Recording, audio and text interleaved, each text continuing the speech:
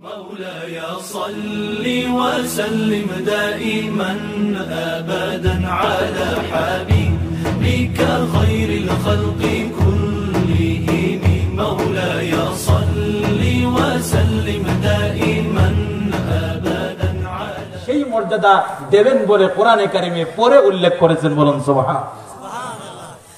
আমার ইমানদার ভাইরা, 2 নম্বরের যে বিষয়টি সেটি হলো পরিবারের উপর নরম হওয়া লাগবে। সবাইকে পরিবারের উপর কি হওয়া লাগবে? নরম হওয়া লাগবে। পরিবারের উপর নরম,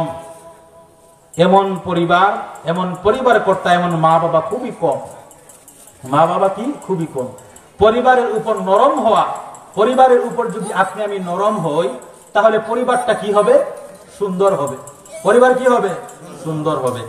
আমি বাবা হয়েছি, আমার এমন ভাব, এমন রাগ, এমন দিমাগ, আমি যখন আধা কিলোমিটার দূরে থাকি আর যখন আমার সন্তানেরা, ছেলেরা, মেয়েরা জানতে পারে বাবা আসতেছে, তখন এক একজন এক এক গুহায় লুকায়। এমন অবস্থা আছে না?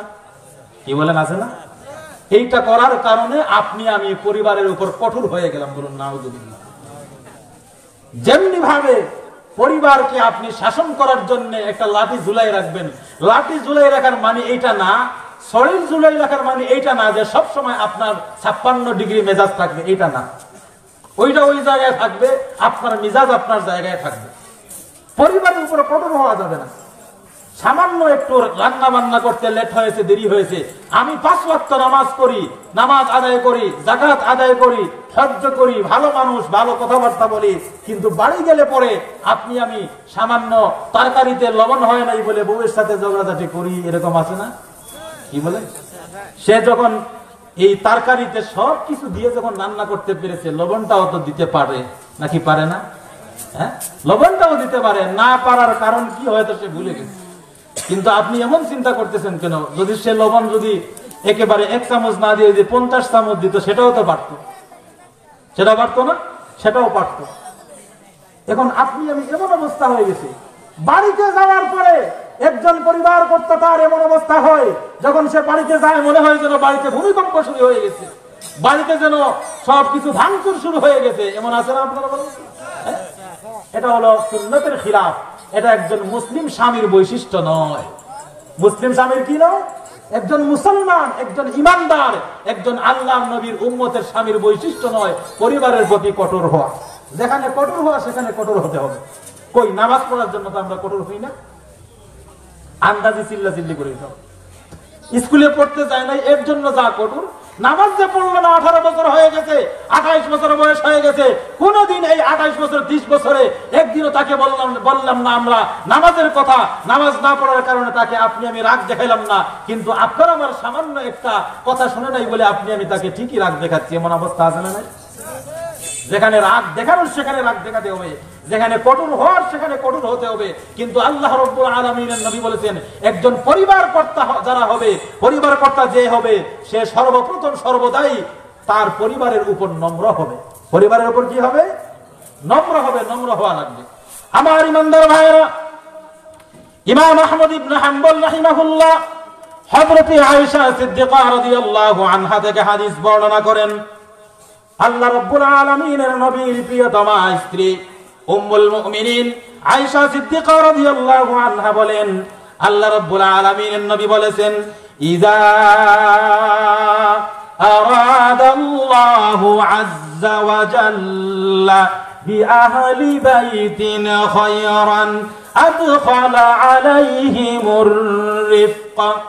আল্লাহর নবী, আখিরি জামানার নবী, বিশ্ব নবী জনাবে মুহাম্মদুর রাসূলুল্লাহ সাল্লাল্লাহু আলাইহি ওয়াসাল্লাম বলেন, যখন আল্লাহ রাব্বুল আলামিন কোন পরিবারের উপর বরকত দিতে চান, কি দিতে চান?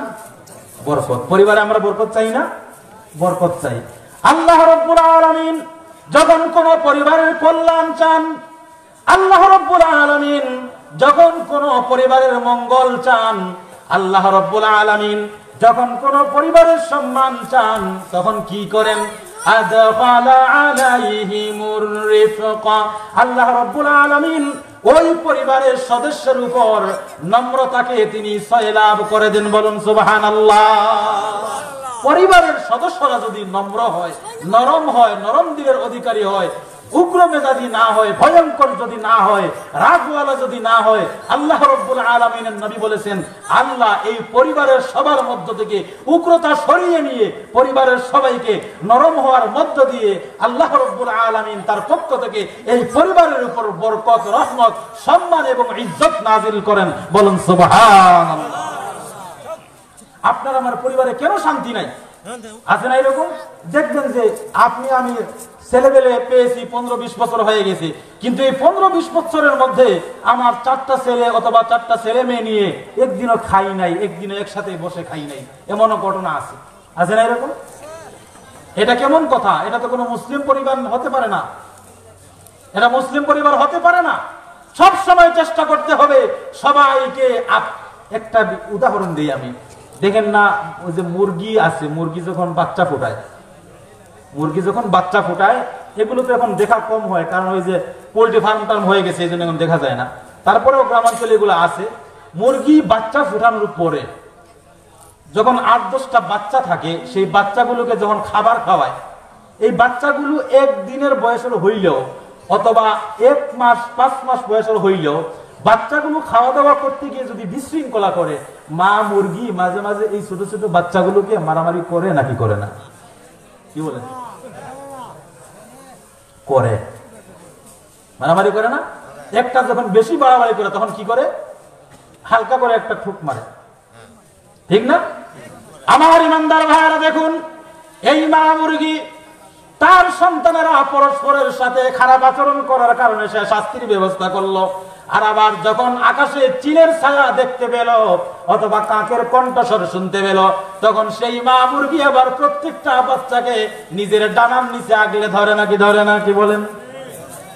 এই সামান্য একটা মুরগির যে বৈশিষ্ট্য, সামান্য একটা পাখির যে বৈশিষ্ট্য, আপনি আমি সৃষ্টির সেরা জীব মানুষ হওয়ার পরেও সেই বৈশিষ্ট্যটা আমরা রাখতে পারি না। বলুন নাউজুবিল্লাহ। ওই কোন দিন আপনি আমি পরিবারের সব সদস্যকে নিয়ে একসাথে বসে একটু চা খাইলাম, এমন কোন রেকর্ড আছে? আমরা দেখাতে পারবো না। এই জন্য উত্তম হলো মাসে একদিন হইলেও একসাথে সবাই খাওয়া দাওয়ার ব্যবস্থা করা। একসাথে সবাই কি করা? খাওয়া দাওয়ার ব্যবস্থা করা। তাতে করে কি হবে? যেই ছেলেটা যেই মেয়েটা বেশি বেয়াদবি করে আপনার আমার কাছে বসার কারণে সে বুঝবে যে না, আমার বাপ আমার মা তো শুধু ধমক দেয় না, আমার বাপ তো আমাকে শুধু মারেই না, শুধু গালাগালাজও করে না, আমাকে সে ভালো ও বাসে। বলুন সুবহানাল্লাহ। এটা কিন্তু সে বুঝতে পারবে। আর সারাদিন যদি আপনি তারা দৌড়ের উপরে রাখেন আর মুখে মুখে যদি বলেন যে তোমাদের কারণে আমি সব আমার জীবন নষ্ট করলাম, সে কিন্তু এটা বুঝবে না, সে বাপ না হওয়া পর্যন্ত। কি বলেন? বুঝতে পারবে? আপনি আমি যারা বাবা হয়েছি, যতদিন বাবা হই নাই, বাবা কি সেটা আমরা কেউ বুঝতে পারি নাই। এই কারণে মাঝে মাঝে সন্তানদেরকে নিয়ে একসাথে খেতে হবে, এটা হলো পরিবার প্রধানের দায়িত্ব। মাঝে মাঝে সন্তানদেরকে নিয়ে, ছেলে মেয়েদেরকে নিয়ে একসাথে বসে গল্প গুজব করতে হবে। মাগরিবের নামাজ হয়ে গেলে পরে আপনি আমি বাজারে যেন না যাই, চায়ের দরকার, সামান্য হালকা নাস্তার দরকার, আপনি বাজার থেকে আধা কেজি মুড়ি নিয়ে যান, অল্প কয়েকটা চানাচুর ভাজা নিয়ে যান, সবগুলো একসাথে করে আপনার সন্তানগুলোকে ডাকুন, ডেকে একসাথে খাওয়া দাওয়া করুন। দেখবেন পরের দিন আপনার আমার সন্তানগুলো আপনাকে আমাকে আরো বেশি সম্মান করবে। বলুন ঠিক কিনা? এটা আমরা করতে পারি না। মাগরিব হইল, কিসের মাগরিব? সামান্য এই সূর্যটা হালকা লাল লাল আকার ধারণ করা শুরু করলো, গায়ে মোটা একটা কাপড় দিলাম, পায়ে মোজা সহ একটা জুতা দিলাম, মাথায় একটা টুপি দিলাম, আর বাজারের দিকে দৌড়াইলাম, ঠিক না? আর বাড়িতে কি হচ্ছে? আগুন লাগছে না বন্যা হচ্ছে? এখানে ভারত আর পাকিস্তানের যুদ্ধ হচ্ছে না বাংলাদেশ আর ভারতের সম্পর্ক গড়াচ্ছে? এইটার খবর নাই। আছে না এরকম? আদর্শ পরিবার হবে। আল্লাহর নবী বলেছেন, যেই পরিবারের মানুষগুলো কি হবে? নম্র দিলের হবে। কি হবে? নম্র দিলের হবে। সেই পরিবারে আল্লাহর পক্ষ থেকে কি থাকে? রহমত থাকে। আল্লাহর পক্ষ থেকে কি থাকে? রহমত থাকে। 2 নম্বরের বিষয়ে বললাম। 1 নম্বরের দায়িত্ব হলো স্বামী স্ত্রী পরস্পরকে কি করবে? আরো জোরে কথা বলুন। স্বামী স্ত্রী পরস্পরকে কি করবে? সম্মান করবে। 2 নম্বরের করণীয় হলো আদর্শ পরিবার গঠন করার জন্য, সুন্দর পরিবার গঠন করার জন্য বাবা মায়ের 2 নম্বরের কাজ হলো পরিবারের উপর নম্র থাকা লাগবে। কার উপর নম্র থাকা লাগবে? পরিবারের উপর নম্র থাকা লাগবে। 3 নম্বরের করণীয় হলো, আপনি আমি যারা মা বাবা হয়েছি, আপনার আমার অনেকেরই আবার বাবা মা জীবিত আছেন না? এরকম অনেকেই, কি বলেন আছে না নাই? আপনি আমি মা হয়েছি, আপনি আমি বাবা হয়েছি, আপনার আমার সন্তান আছে, আপনার আমার ছেলে আছে, আপনার আমার মেয়ে আছে, আবার আপনার আমার মা আছে, বাবা আছে, অথবা শুধু মা আছে, অথবা শুধু বাবা আছে, এমন পরিবার আছে না নাই? কি বলেন আছে না নাই? আছে। নাকি ওই বড় বড় শিক্ষিতের মতো তারে ওই বুড়োদের ইয়েতিমখানায় পাঠাই দিয়েছেন, এরকম আছে নাকি?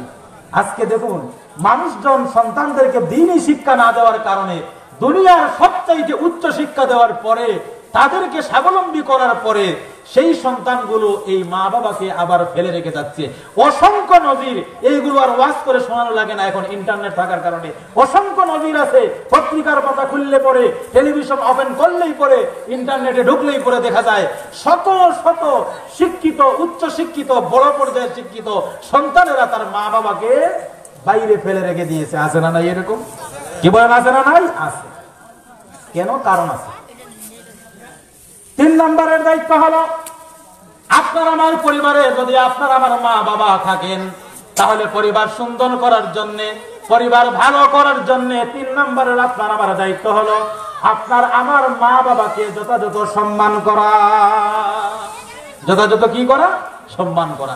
এখন অনেকে আছে তার ছেলেকে পড়ানোর জন্য, তার মেয়েকে পড়ানোর জন্য মা বাবাকে আলাদা এক জায়গায় রেখে দেয়, এমনকি তার ছেলে মেয়ের অসুবিধা হবে, বৃদ্ধ মা এবং বাবাকে আলাদা ঘরে আলাদা খাবার দাবারের ব্যবস্থা করে পাঠাই দিয়ে। এই রকমের অবস্থা, এই রকমের নজির, এই রকমের ইতিহাস আছে না নাই? আরো শিক্ষিত হইলে তো আরো মারাত্মক অবস্থা, মানে অশিক্ষায় শিক্ষিত হইলে মারাত্মক অবস্থা। মা বাবাকে সে সাথে রাখে না, যে মা বাবা যদি সাথে থাকে তাহলে এদের দেখাশোনা করবে কি, আমার ছেলেপেলের পড়াশোনার অসুবিধা হবে, এরকম চিন্তা করে না? সেও এইগুলো রেকর্ড করে রাখতেছে যে আমারও যখন ছেলেবেলে আসবে তখন তুমিও আমার ছেলেবেলের লেখাপড়ার অসুবিধা করবে, তোমারও আমি সাইড করতেছি, দাঁড়াও বলুন নাউজুবিল্লাহ। আছে না এরকম? আমার ইমানদার ভাইরা, আপনার খেয়াল রাখতে হবে, আপনি আমি আজকে যেমনি গায়ে ভালো কাপড় দিচ্ছি না শুধুমাত্র সন্তানকে ভালো কাপড় পরানোর জন্য, আছে না না এরকম? আমার ছেলে যেন ভালো কাপড় পরতে পারে, আমার ছেলে যেন মানানসই সুন্দর কাপড় চোপড় পরতে পারে, এই জন্য আমি বাবা, আমি মায়ের গায়ে কম দামি কাপড় আর সন্তানের গায়ে বেশি দামের কাপড়। আমার সন্তানগুলো যেন সুস্থ থাকে, আমার ছেলে মেয়েরা যেন অসুস্থ না হয়ে পড়ে, এই কারণে আপনি আমি মা বাবা বড় অসুখ হওয়ার পরেও বড় ধরনের সুস্থতা পাওয়ার জন্য বড় কোনো ডাক্তারের কাছে যাই না, বেশি টাকা পয়সা লেগে যাবে, ঠিক কিনা? বেশি টাকা পয়সা লেগে যাবে।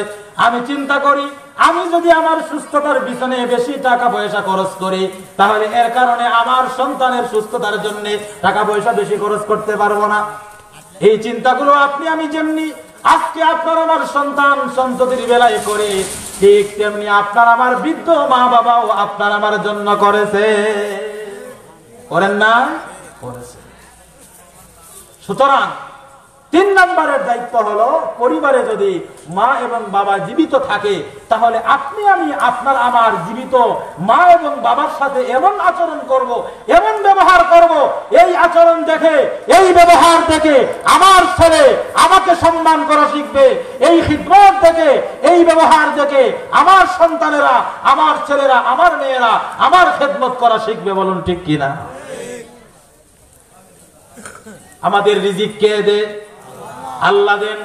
ইন্নাল্লাহা হুয়ার রাজ্জাকু যুল কুওয়াতিল মাতিন।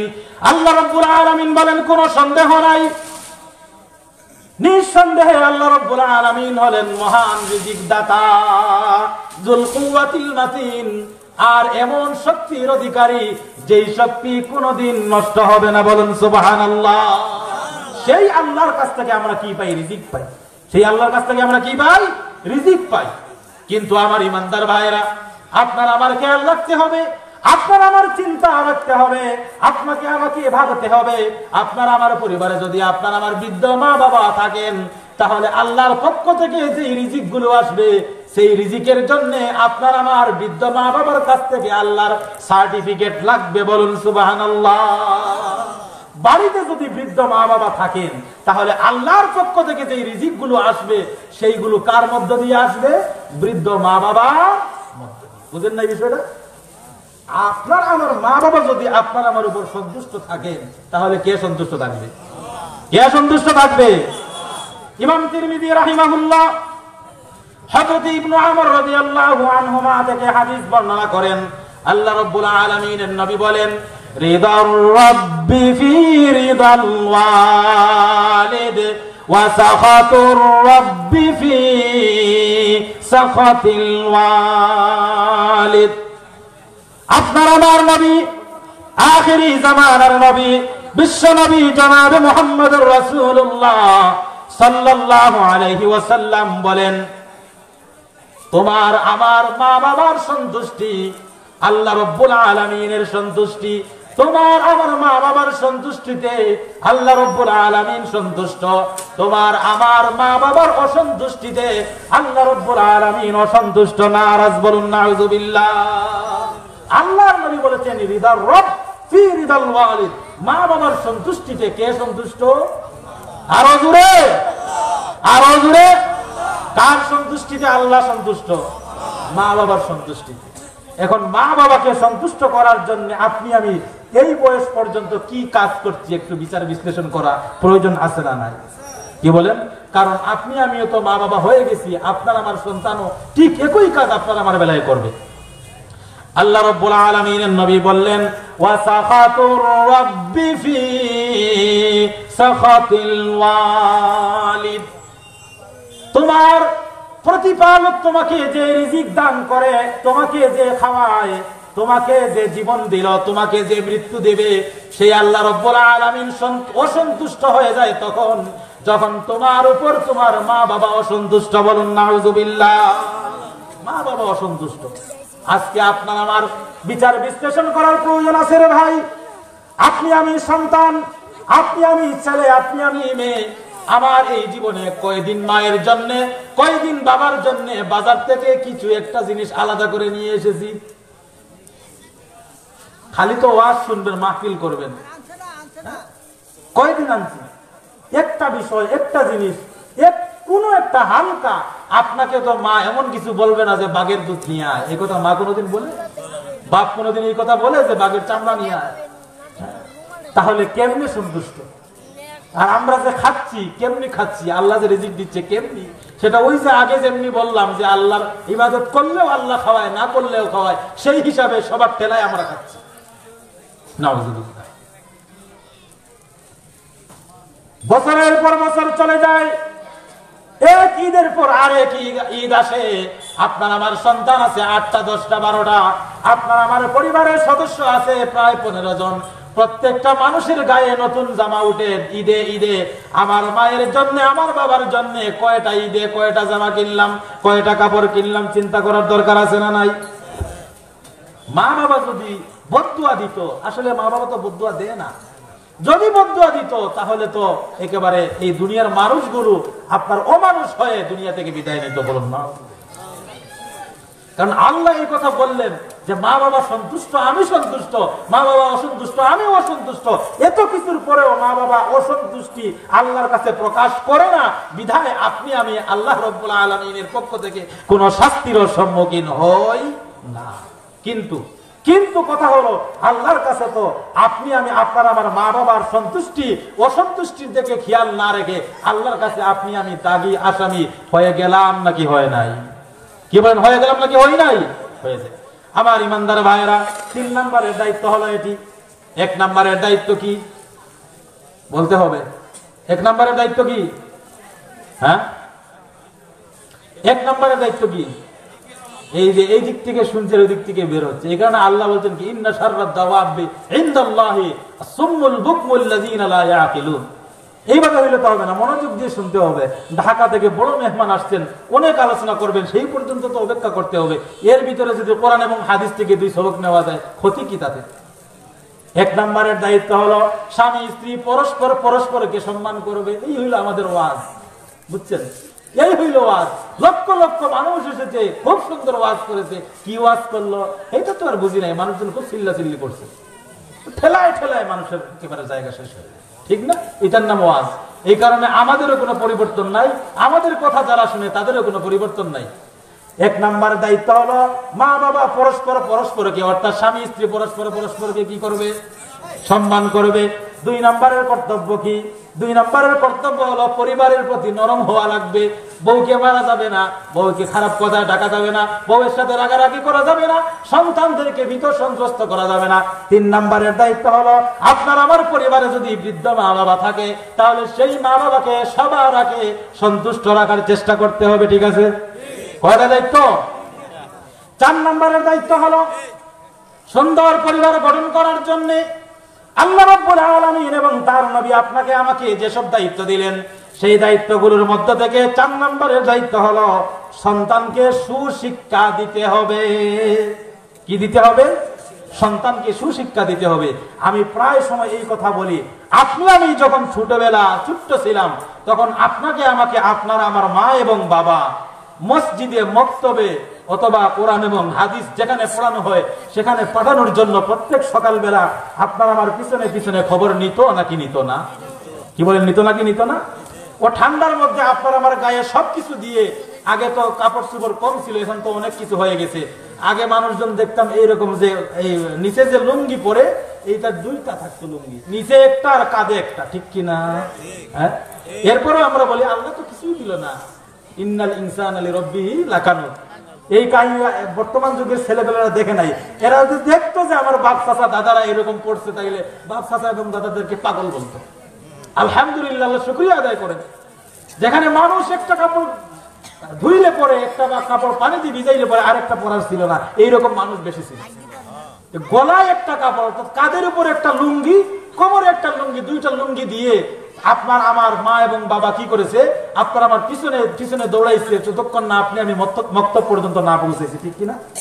এইটা করেছে বিধায় আজকে আমি আল্লাহু আকবার যে বলে নামাজ শুরু করতে হয়, সূরা ফাতিহা যে পড়তে হয়, 5 ওয়াক্ত যে নামাজ আছে, 5 ওয়াক্তে যে আলাদা আলাদা কয়েক রাকাত করে ফরজ সুন্নাত আলাদা আলাদা করা আছে, এইগুলো জানছি, এইগুলো বুঝেছি, এইগুলো শিখেছি। আপনার আমার মা বাবা আপনার আমার পিছনে পিছনে চেষ্টা করেছেন বলে, ঠিক কিনা? এরপরেও বলি মা বাবা কিছুই জানতো না, কিছুই শিখায় নাই, ঠিক না? আর আমি আপনার আমার মা বাবা অনুপাতে আপনার আমার সন্তানের জন্য কতটুকু করছি সেটাও চিন্তা করা দরকার। এখন সকাল হইলে পরে সেই ভোরবেলা আপনার আমার 3-4 বছরের সন্তানকে গাধার মতো পিঠে 10-12টা বই দিয়ে একটা কিন্ডারগার্টেনার অমুক তমুক প্রতিষ্ঠানে পাঠাই দেয়। মনে মনে চিন্তা করি, আমার ছেলেকে যদি আজকে মক্তবে পাঠাই, হুজুরের কাছে পাঠাই, কোরআন হাদিস পড়তে পাঠাই, তাহলে আমার ছেলে খাবে কি আর আমারে খাওয়াবে কি, ঠিক কিনা? এই কারণে সন্তান বড় হইলে পরে মা বাবাকে আলাদা করে দিচ্ছে। সন্তান বড় হইলে পরে মাদকাসক্ত হচ্ছে, মদের টাকা না পাইলে পরে মা বাবাকে খুন করতেছে। সন্তান বড় হইলে পরে আপনার আমার কথা সে শুনছে না, আপনার আমার বুকের কলার চেপে ধরতেছে, আপনার আমার ঘাড়ের উপরে ছুরি নিয়ে উঠতেছে। এই রকমের কাহিনী নজির বাংলাদেশে বর্তমানে আপনার আমার সমাজে আছে না নাই? আছে না নাই? কারণ কি? কারণ হইল ওই যে দুনিয়া চাইছো, দুনিয়া তো পাইছো, নেও দুনিয়া, নেও দুনিয়া। আজকে কি ভালো মানুষ, কি বড় ভালো মানুষ আর কি কম ভালো মানুষ, প্রত্যেকটা মানুষের ভিতরে এটা ভাইরাস ঢুকে গেছে যে আমার সন্তান যদি কোরআন হাদিসের লাইনে যায়, ইসলামী শিক্ষা শিক্ষিত করে, তাহলে শিক্ষিত হয়, তাহলে এই যুগে কেমনে চলবে, এই চিন্তা আজকে নামাজিও করে, বেনামাজিও করে, বলুন ঠিক কিনা? যে নামাজ পড়ছে সেও চিন্তা করে এটা। আরে ভাই, আপনি যে নামাজ পড়তে শিখেছেন সেটাই তো আপনি শিখাইলেন না সন্তানকে। সন্তানের বয়স আজকে 25 বছর হয়ে গেছে, আপনি তো কোনোদিন খবর নিলেন না, বাবা তুমি সূরা ফাতিহা পারো কিনা বলো দেখি, বাবা তুমি বলো দেখি নামাজের ফরজ কয়টা, বাবা তুমি বলো দেখি কি কি কারণে নামাজ নষ্ট হয়ে যায়। সে বড় চাকরি করলেও নামাজের জবাব দিতে হবে, চাকরি না করলেও নামাজের জবাব দেওয়া লাগবে না, ঠিক না? হ্যাঁ, যা লাগবে লাগবে না। এই কারণে সুন্দর পরিবার করার জন্য আল্লাহ রাব্বুল আলামিনের নবী আপনাকে আমাকে যে শিক্ষাগুলো দিলেন, সেই শিক্ষাগুলোর মধ্য থেকে একটা শিক্ষা হলো সন্তানকে নৈতিক শিক্ষা দিতে হবে, কোরআন হাদিসের জ্ঞান দিতে হবে। নৈতিক শিক্ষা দিতে হবে, আপনাকে আমাকে যেন চিনতে পারে। আজকে দেখুন, আপনি আমি আপনার আমার বয়সে যারা ছোট্টবেলা, আজকে থেকে 20 বছর আগের কথাই ধরি, আপনার আমার পাশ দিয়ে যখন আপনার আমার থেকে একটা বয়স্ক মানুষ যেত, বয়সে বড় একটা মানুষ যখন যেত, তখন আপনার আমার লজ্জা করত সেই মানুষের সামনে যেতে, ঠিক কিনা? কেন? কারণ কি? কারণ আপনাকে আমাকে আপনার আমার মা এবং বাবা এই শিক্ষাটা শিখিয়েছে। আর আজকে কিসের ইউনিভার্সিটি আর কিসের স্কুল, এমনকি মাদ্রাসায় এমন অবস্থা হয়ে গেছে যে মাদ্রাসার শিক্ষকরা যখন ছাত্রের কাজ দিয়ে দেয় তখন সে ভয়ে থাকে যে ছেলে এই ছাত্র আবার আমার সাথে কোনো বেয়াদবি করে বসে কিনা। কারণ পরিবারে অন্যায় অত্যাচারে, পরিবারে অনৈতিক শিক্ষায় ভরপুর হয়ে গেছে, যার কারণে আপনি যে একটা ছেলেকে একটু ভালো রাস্তায় আনার চেষ্টা করতেছেন, সে আসতে পারতেছে না। অন্য খারাপ শিক্ষা তারে কি আঁকড়ে ধরেছে। আজকে পরিবারে, আজকে সমাজে মুরব্বীদের সম্মান করা হয় না। কেন করা হয় না? কারণ আপনি আমি তো আপনার আমার সন্তানকে কোনোদিন সম্মান করা শেখাই না, যার কারণে এই অবস্থা। মানুষগুলোর মানুষ নাই, অমানুষ হয়ে গেছে। আপনার আমার নবী, আখিরি জামানার নবী, বিশ্ব নবী জনাবে মুহাম্মদুর রাসূলুল্লাহ সাল্লাল্লাহু আলাইহি ওয়াসাল্লাম বলেন, মা মিন মাউলুদিন ইল্লা ইউলাদু আলাল ফিতরা ফাআবাওয়াহু ইউহাউইদানিহি আও ইউনাসসিরানিহি আও ইউমাজ্জিসানিহি কামা তুনতাজুল বাহিমাতু বাহিমাতান জামাআ হাল তুহিসসুনা ফিহা মিন জাদআ।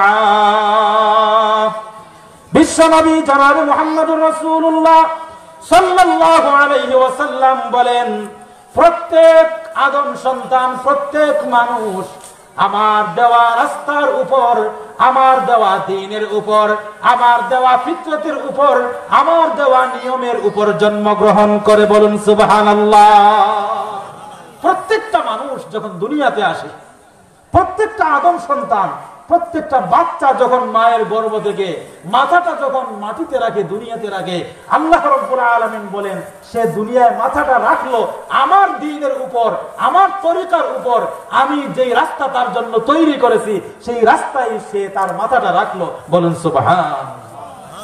তাহলে কি বোঝা গেল? প্রত্যেকটা মানুষই, প্রত্যেকটা আদম সন্তানই, প্রত্যেকটা মানব সন্তানই নিজেকে একজন আল্লাহর বান্দা হিসাবে দুনিয়াতে আত্মপ্রকাশ করে নাকি করে না? কি বলেন? কার বান্দা হিসাবে আত্মপ্রকাশ করে? আল্লাহর বান্দা হিসাবে।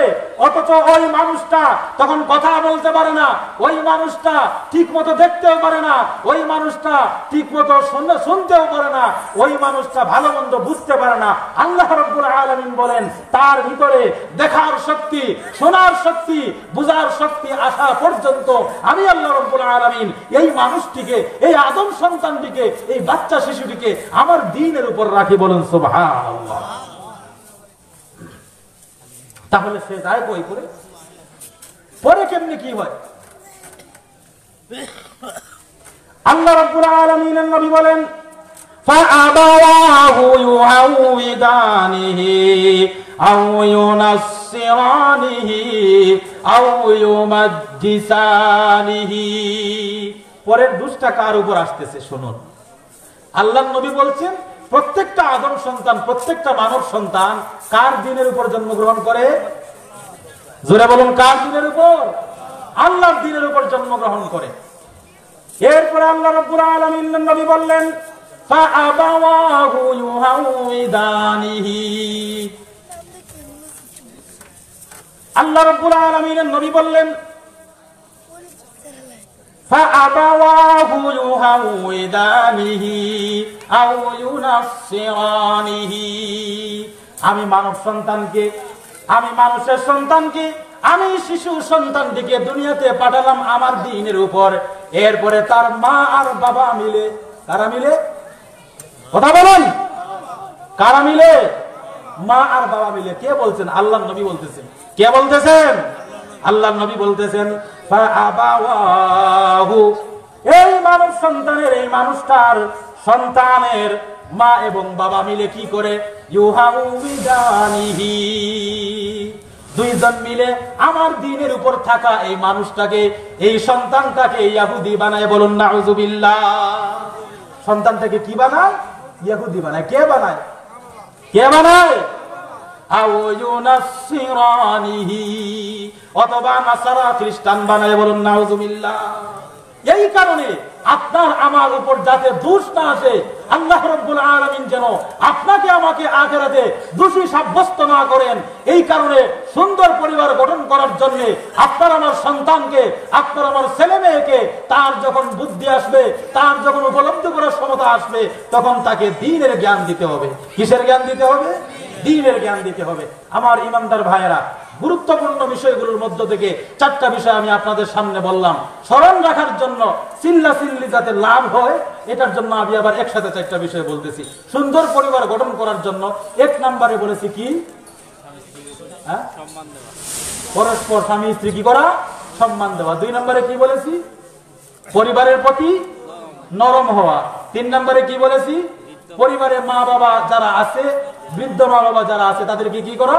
সম্মান দেওয়া, তাদের খিদমত করা। আর 4 নম্বরে বলেছি সন্তানগুলোকে দ্বীনের পথে দেওয়া, দ্বীনি জ্ঞানের যে রাস্তা আছে, যে প্রতিষ্ঠান আছে, সেগুলোকে তাদের কি করা? ভর্তি করে দেওয়া। এইভাবে যদি আমরা দায়িত্ব পালন করতে পারি, তাহলে আপনি আমি মা বাবা হিসাবে হয়তোবা 16 আনা সুন্দর, 16 আনা ইসলামী পরিবার হয়তোবা উপহার নাও দিতে পারি, কিন্তু চেষ্টা করলে পরে আশা করা যায় আল্লাহ রাব্বুল আলামিনের রহমতে আমরাও 16 আনা এক একটা পরিবারকে ইসলামী পরিবার গঠন করতে পারবো। বলুন ঠিক কিনা? আল্লাহ আমাদের সবাইকে কবুল করুন। আমরা সবাই বলি আমিন। ওয়া আখিরু দাওয়ানা।